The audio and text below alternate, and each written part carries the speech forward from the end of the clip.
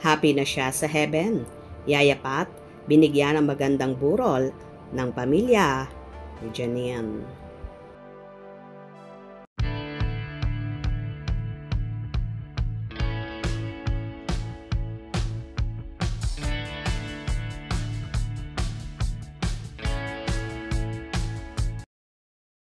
Magkakasunod nga ang ipinost ni Lotlot de Leon sa kanyang social media account na pagbibigay pugay sa namayapa nilang yaya na si Pat Espera. In-announce niya kamakalawa lang na pumanaw na si Yaya Pat nila na halos 40 years na nilbihan sa kanila. Kwento ni Lotlot, Yaya Pat has been part of our family for almost 40 years. She first took care of Ken, my youngest brother, her sister Ate Ami, who worked for Mommy Nora Honor for more than 20 years and was her longest personal assistant, was the one who recommended Yaya Pat to help take care of Ken when he was just a newborn. Later on, she transferred to me right before I gave birth to Janine. From that moment on, Yaya Pat became one of the greatest blessings to me, to Monching, and to our children. She loved and cared for each of us wholeheartedly, especially our kids. I honestly couldn't have imagined trusting anyone else with my children the way I trusted her. Dito nga kay Yaya Pat lumaki si Janine at ilang beses na itong naibahagi ni Janine sa mga nakarang interviews kung paano niya minahal ang kanyang yaya. Kaya nga raw siya nagpursige na mag-artista dahil sa kanyang Yaya Pat para meron daw siyang perang maipagamot dito. Nabanggit din niya ni Janine nang ilunsad siyang brand ambassador ng isang health insurance na iCare.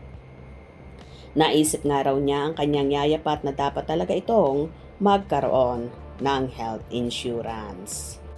Naniniwala sila sa akin. Actually, parang si Diego talaga. Akala ko talaga sa puso ko ako. Kasi ako yung panganay ni Mama at saka ni Papa. Pero wala eh. Mas kumingiti talaga siya kay Diego. Pero okay. Si Yaya, ayun, since birth, kasama ko, parang tatlo silang mag-asawa talaga. Si Mama, si Papa, at si Yaya pa. Kasi sila yung nagpalaki sa aming apat. Silang tatlo talaga. At saka syempre laking pasasalamat ko din talaga sa inyo, sa family niyo, Ate Am. Kasi parang na talaga tayong isang pamilya, di ba? Sabi nga ni Ate Manel, thank you sa mga espera. Kasi talaga parang isa tayong buong pamilya. Si Grace parang kapatid ko, sila Clam, sila Katrina. So, sobrang pasasalamat na lahat ng ups and downs talagang hindi tayo nag-iwanan, di ba? At saka, actually, ang dasal talaga namin is na kasi syempre ang dami nang nangyari this year, di ba? Si Mamita, si Mama Guy, si Tito No. Ito naman si Yaya, ayaw patalo. Sumabay pa talaga sa kanilang lahat. Kumamon. Kung lahat na ng pamanihin ginawa namin, nagpasag kami ng plato, si Papa nagbaon ng gunting. Para lang hindi sumama si Yaya sa kanila. Pero, siguro superstar din talaga si Yaya, ayaw niyang paiwan. Kaya, kahit lahat ginawa na namin, siguro ganun talaga na baka nga na accomplish na yung mga kailangan gawin ni Yaya dito. Kaya lang, wala pa kami mga anak. So, na yan? Ano si Yaya?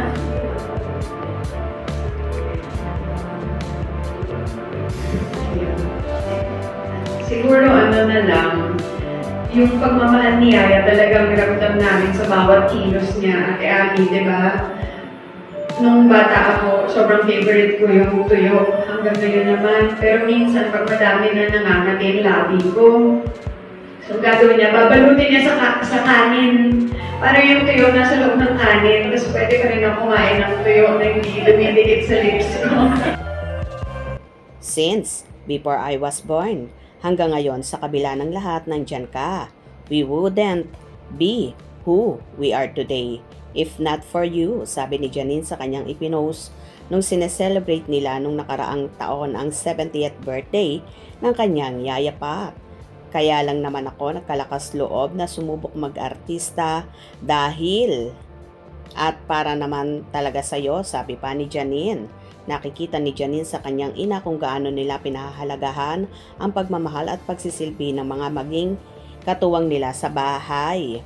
Binigyan nila ng maayos na burol ang kanyang yaya Pat na kung saan ay nandun ang kapatid nitong si Ate Ami at nandun din ang matagal din nilang driver si Kuya Hill. Ibinahagi pa ni Lotlot na bago raw makarating sa kanya ang mga manliligaw nito, dumaraan muna sila kay Kuya Hill na driver nila na nireregaluhan daw muna ng manok.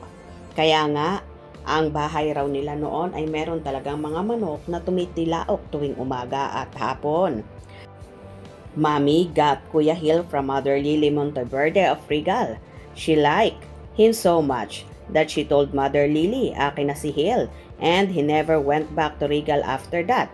He used to drive me to school when I was in grade 7 and later on Mommy said, sayo na si Hill since I had started working.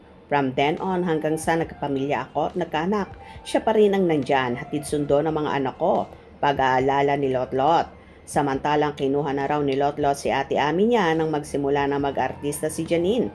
Kaya nagsama-sama raw sa kanilang household itong mga binanggit niyang kasambahay na sina Ate Ami, Kuya Hill at Yaya Pat. Lahat ng personal alam nila about my family. Maganda, malungkot, kasiyahan at mga pagsubok at never nila kami iniwan. Hindi matatawaran ang pagmamahal, pamalasakit at loyalty nila sa pamilya ko. Mula kay Mami, sa akin at sa mga anak ko, anya pa. Dito nakikita ang kabutihan ng isang tao kung paano nila napapahalagahan ang pagsisilbi at pagmamahal ng mga kasambahay na itinuring talaga kayong pamilya. Kaya madalas pa nga ay mas nagtitiwala ka sa iyong kasambahay kesa sa mismong kadugo mo. Well, nagluluksa nga ng husto ang mag-ina na si Lotlot at Janine sa pagpanaw ng isa sa parte na ng pamilya nilang si Yaya Pat. Kung nagustuhan nyo ang video na ito, comment down below.